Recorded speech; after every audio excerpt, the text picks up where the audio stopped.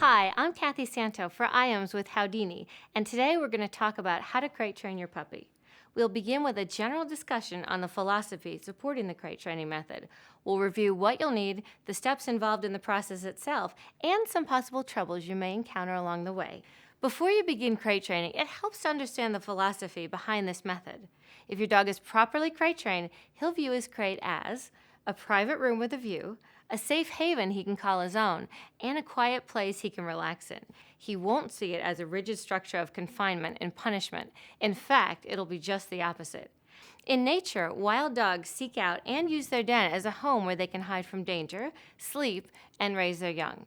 In your home, the crate becomes your puppy's den, an ideal spot to sleep and stay out of harm's way. And for you, the benefits of crate training are house training, because your puppy won't like to soil the area where he sleeps, limited access to the rest of the house where he learns the house rules, and transporting safely and easily in the car. Start crate training a few days after your puppy settles in. Before you can start crate training, you and your family members must understand that the crate can never be used for punishment. Never leave your young puppy under 6 months in his crate for more than 3 hours. He'll get bored, have to go to the bathroom, and won't understand why he's been left alone in discomfort. As your dog gets older, he can be crated for longer periods of time because his bladder isn't as small. But keep in mind, he still needs a healthy portion of exercise and attention daily. If you and your family are unable to accommodate your puppy's exercise, feeding, and bathroom needs, consider hiring a dog walker or asking a neighbor or friend for assistance. After that, the crate should be a place he goes into voluntarily with the door always open. There are a variety of crates available for purchase these days, each of which is designed for a different lifestyle needs. When selecting a crate, you want to make sure it's just large enough for your puppy to be able to stand up, turn around, and lay down in comfortably. Because your puppy will grow quickly, I often recommend getting a crate that fits the size you expect your puppy to grow to and simply block off the excess crate space so your dog can't eliminate at one end and retreat to the other. Now for the crate training process.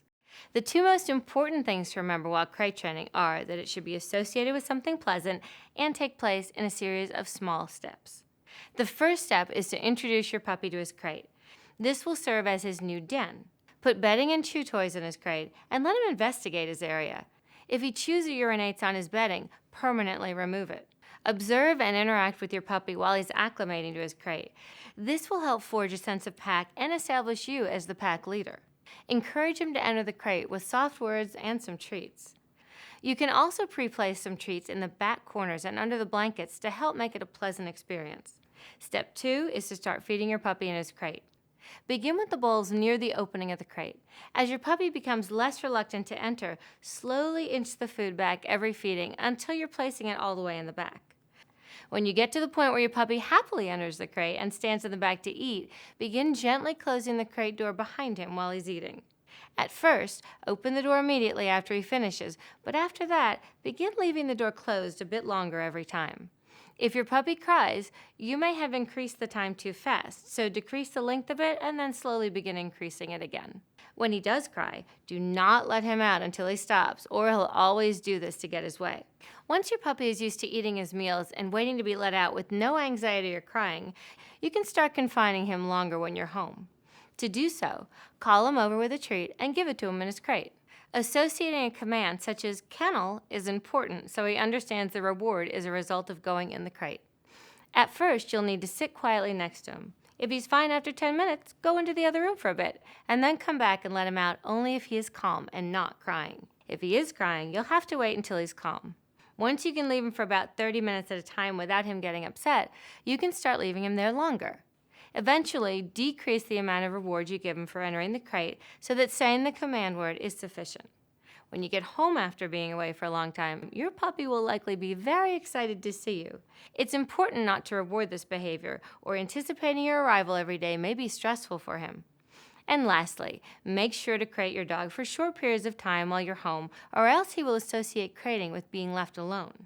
I'm Santo for IAMS with Howdini, and I hope that you found this helpful as you welcome your new addition to your family. For more information on puppy care and training, visit iams.com/puppy.